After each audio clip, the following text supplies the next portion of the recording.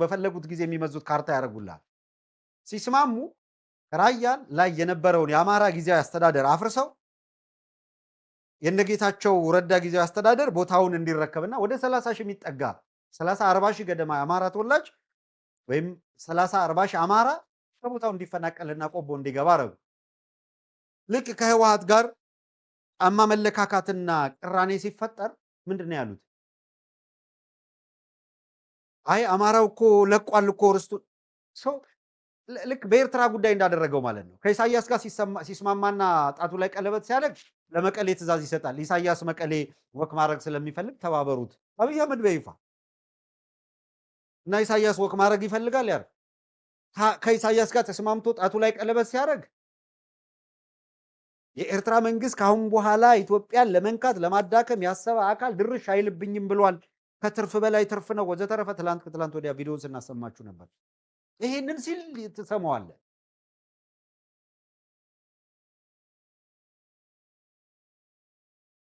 ተጣላሁ ብሎ ሲያስብ ተቃረንኩ ብሎ ሲያስብ ደግሞ ልክ አድርጎ ሌላ አጀንዳ ይዞልህ ይመጣና በለው ምናምን ይላል።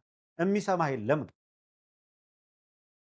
ሰው በጥንቃቄ ዌል ካልኩሌትድ ያልሆነ ግብታዊ እርምጃ ውስጥ የሚገቡ ከሆነ የቲፒኤልኤፍ ፋይሎች ሊገጥማቸው የሚችለው አጠቃላይ በዙሪያው ካላቸው ጋር እንደውም በጣም አስፈሪው ነገር ምን መሰላችሁ? ቲፒኤልኤፍ አሁን ባለው ሁኔታ የተሳሳተ አሰላለፍ ለትንሽ ጊዜም ቢሆን መከተል ከቻለ አብይ ማሳካት የሚፈልገው እሱ ነው። አሁን በሁለት መንገድ ቲፒኤልኤፍን አጣብቂኝ ውስጥ ከቶ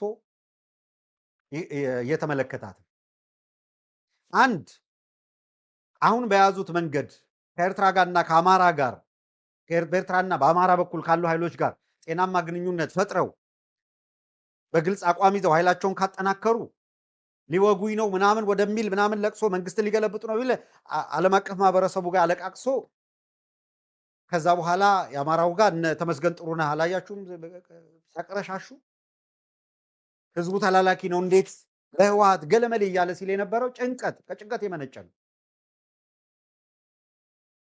አንድ ላይ ከቆሙ አደጋ ይመጣል፣ የኦህዴድ ነገር ያከትምለታል የሚል ጭንቀት ስላለ ስጋት ስላለ ላለፈው ፍትህ ለመጪው ስምምነት የታከለበት የፖለቲካ አቋም በግልጽ ባልተደረሰበት ሁኔታ የሚፈጠር ጽምዶ አደጋ ይዞ ይመጣል። ግልጽ ነው። ያንን ፈቶ ያንን አስተካክሎ አሁን ከመጣው አደጋና የመጥፋት አደጋ ራስን መከላከል ደግሞ ከሌላው የሚጠበቅ ነው። ይኸውልህ በብድር የሚመጣን በሚሊዮን የሚቆጠር ዶላር ቢሊዮን ዶላር ዋሬቨር ኦህዴድ ኪስ ውስጥ የሚገባ ነው። በአገሪቷ ስም ወዳጅነት መሰረትን ምናምን ብለው የሚያመጡት መሳሪያ ምናምን ቢል የኦህዴድ ኃይል ቢታጠቅበት በዚህ ሁኔታ ውስጥ በዘላቂነት ተጨፍልቀህ የመጥፋት ነገር ውስጥ እንዳትገባ ይሄ ኃይል በተባበረ ክንድ መሸነፍ አለበት የሚል አቋም ይዘህ ከመጣ በዚህ ኃይል ሽንፈት በኋላ የሚኖረው የኢትዮጵያ የፖለቲካ ጣፈንታ ባለፉት ጊዜ ለተፈጸሙ ስህተቶች ፍትህ የሚያሰፍን መጻኢውን የኢትዮጵያ ሁኔታ ጀኒውንሊ በፖለቲካ ስምምነት በጣም ጀኒውን በሆነ ሁኔታ ያለፈውን ስህተት የማይደግም የጋራ አቋም የሚፈጠርበትን ሁኔታ ማበጀት ያስፈልጋል። ይሄ ሳይሆን ቀርቶ አሁንም እንዳለፉት ጊዜ ተሸክሞ አድራሽ የትሮይ ፈረስ ፍለጋ ከሆነ እንደ ብአዴን ያለ ምስለኔ አዝሎ መዞር የሚችል አካል ተሸካሚ ፍለጋ ከሆነ ያ ዘመን አብቅቷል። እሱ አይደገምም። ተደጋግሞ የተነገረ ነው። ወደ ጀኒውን የሆነ መተማመን ያለበት ግልጽ ዓላማ ወዳለው ንግግር መሄድ ያስፈልጋል። ቦት ሳይድ እየመጣ ያለውን አደጋ በሚገባ ካጤኑት ነው ይህንን እያልን ያለ። የሚደንቀው አሁን ለኮንግረስ እየቀረበ ያለው ሪዞሉሽን ሁለት ሴናተሮች ያቀረቡት ሪዞሉሽን በተለያየ መልኩ ውይይት እየተደረገበት ነው። እየሰማችሁ ነው። ሪዞሉሽኑ ላይ አንድ በኩል ስርዓቱ የአብይ አህመድ ስርዓት ጄኖሳይድ እንደፈጸመ ወንጀል እንደፈጸመ በዝርዝር ያነሳል። ከወንጀሉ ጋር አያይዞ ግን ያቀረቡት በጣም እጅግ ኢምፕሬሲቭ ነገሩ ምንድነው? የኢትዮጵያ ኦርቶዶክስ ተዋሕዶ ቤተክርስቲያንን ለማጥፋት ያለመ እንቅስቃሴ መኖሩንና ሃይማኖትን መሰረት አድርጎ የሚፈጸም ጄኖሳይድ በኢትዮጵያ ውስጥ እየተካሄደ መሆኑን አድሬስ አድርገው የአሜሪካ የህግ መወሰኛ ተቋም በዚህ ጉዳይ ላይ ሬዞሉሽኑን እንዲያጸድቅ ጥያቄ ያቀረቡት አካላት ኢቭን በትግራይና በአማራው ላይ የተደረጉ ጦርነቶች ሂድን አጀንዳቸው ቢታይ ኦርቶዶክሳውያንን በኢትዮጵያ ምድር ላይ የማጥፋት ፕላን አለው ይላል። አየህ ደሞስት ክርስቲያኖች የሚገኙበት ኦርቶዶክሳውያን የሚገኙበት ቦታ የት ነው ብለው ካጠቁ በኋላ ትግራይም አማራም ላይ አነጣጥረው ካጠቁ በኋላ በቀሪው የኢትዮጵያ ክፍልም ኦርቶዶክሳውያን ያሉበት ቦታ ብሔረሰባዊ ማንነታቸው ሳይለይ ኦርቶዶክሳዊነታቸው የመገደያ አጀንዳ ይሆናል ይላል። ከዛ ተመልከት ወደ እስልምናው ላይ መጀመሪያ አብይ አህመድ ልክ አስማሚ መስሎ ከገባ በኋላ ሁለት ግዙፍ ዲቪዥን እንዲፈጠር አደረገ። ከዚያ በቀጥታ የኦህዴድ ጉዳይ አስፈጻሚ የሆኑትን አካላት አምጥቶ መጅሊሱን እንዲቆጣጠሩ አደረገ። ልክ ኦርቶዶክስ ላይ አሁን እነ የአብይ አህመድ ጳጳሳት አሉ አይደለ? የብርሃኑ ጁላ ጳጳሳት፣ የእነ አዳነች አቤቤ ጳጳሳት አሉ፣ እነ ሳዊሮስ በመንፈስ ቅዱስ ሳይሆን በነ ብርሃኑ ጁላ ሹመት የተሰጣቸው ጳጳሳት አሉ። ስልጣን የተሰጣቸው አካላት እነ ከሌ መሾም አለባቸው ብሎ የደህንነት ተቋሙ ሌላውን ጳጳስ እየደወለ አስፈራርቶ ምንም ይሄንን አሰራር እንሸመጥጣለን ምናምን ማለት አይቻልም። የአደባባይ እውነት ስለሆነ ይሄ አደገኛ ስርዓት ነው በአገሪቷ ውስጥ እየቀጠለ ያለው። ኦርቶዶክስ አንድ ፈታኝ አንድ አደጋ ውስጥ እስልምናው ጋር ስትመጣ መጅሊሱን በሚፈልገው ኃይል ከተቆጣጠረ በኋላ እንዳለ ከመሰረቱ ያዳከመው ነው በሁለት መንገድ። አንድ ከኦርቶዶክሱ ጋር የነበረውን ዘላቂ ወዳጅነት፣ ዘላቂ አንድነት ችግር ውስጥ የሚከት የፖለቲካ ቅራኔ እንዲፈጠር የማድረግ እንቅስቃሴዎች ከሁሉም የመነጠል።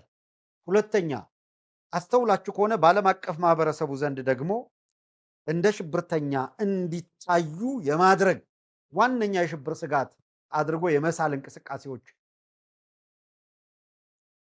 በጣም ከረጅም ጊዜ በፊት ብለነዋል። አብይ አህመድ ምናልባት የተወሰኑ ኡስታዞችን እና እነ ሀጂ ቱፋን ምናምን ወደ ራሱ ካቅርቦ መጅሊሱን ከተቆጣጠረና ኦርቶዶክሱንም ለመምታት ከሌላውም ጋር ለመምታት ለሚፈልገው የፖለቲካ ዓላማ ከተጠቀመባቸው በኋላ በቀላሉ እነሱን የሚያዳክም እነሱም እኮ ጉልበት ካፈሩ እንዲያደርጉታል አይደለም። እስልምናውን በምን ማጥቃት እንዳለበት ፕላን ተደርጎ የተቀመጠ ነው። በቀላሉ የሽብር ጉዳይ አንስቶ ሁለት ሶስት ቦታ በሚፈልገው መንገድ አስፈጽሞ መለቃቀም ነው። ከዛ በኋላ ሰው ቀና ብሎ እንዳይሄድ በሃይማኖቱ እንዲሸማቀቅ የማድረግ እንቅስቃሴ ነው።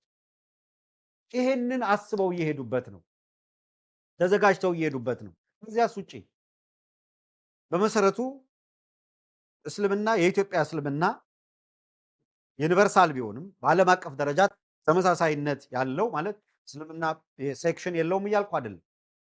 ዋትኤቨር ዘ ሴክሽን ሙስሊም ተብሎ እንደ ወንድም የሚጠራራ ነው። ኢትዮጵያ ውስጥ የኢትዮጵያ ባህል አለው አይደለ? በስነ ልቦናም በባህሉም በምኑ ሃይማኖታዊ ዶግማቲክ መሰረቱን እያልኩ አይደለም። የኢትዮጵያ ያንን ማሳጣት የኢትዮጵያ የሆነውን የማሳጣት ለምሳሌ አረቡ ጋር ምንም ቀላል ተደርጎ የሚዘወተረው ኢትዮጵያ ውስጥ የኢትዮጵያ ሙስሊሞች አያደርጉትም።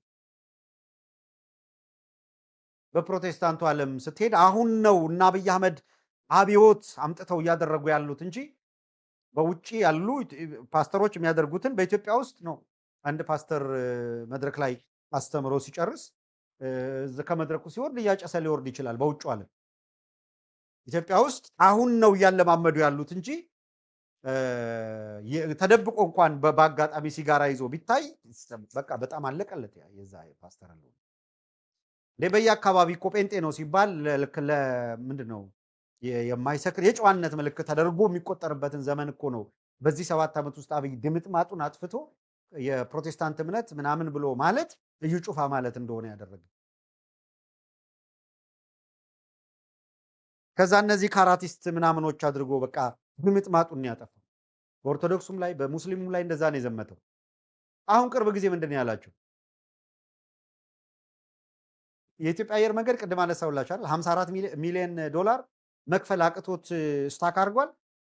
ከዚህ በኋላ ሀጂ አትሄዱም አላቸው ኢትዮጵያ ሙስሊሞችን። ሀጂ በቃ ብር የለም ዶላር የለም። ስለዚህ መሄድ ስለማትችሉ ምንድን ያላችሁ የሚሄደውን ቁጥር ለመቀነስ የሃጂ መሄጃውን ገንዘብ እጥፍ አደረጉ። የመጀመሪያው ነገር ለምን አሁን ማን ነው መጅሊሱን የተቆጣጠረው አካል? ማን ነው ይሄንን የሚመራው አካል? አብይ አህመድ በአንድ ስልክ የሚያዘው አካል። ስለዚህ ዶላር እጥረት ስላለ እጥፍ አድርጉት የሚሄደው ቁጥር እንዲቀንስ። ስቴፕ ባይ ስቴፕ ነው የሚለምደው። ከዛ ወጣና ሰውየው ተናገረ። ጉዳዩ ነው እንደ አብይ አህመድ አይ እንዳውም ፈርስት የመጀመሪያው ሂጅራ የተደረገው እዚሁ ኢትዮጵያ ውስጥ ስለሆነ ሀጂ መሄድ የምትፈልጉ ወደ ትግራይ ትሄዳላችኋል። ያውም የፖለቲካ ሁኔታ የምታውቁት ነው ያለው ሁኔታ የምታውቁት ነው። የኢትዮጵያ ኦርቶዶክስ ተዋሕዶ ቤተክርስቲያን ካሏት መናብርተ ጽዮኖች መካከል አንዱ ትልቁ ከትልልቆቹ አንዱ ማለት ነው አክሱም ነው።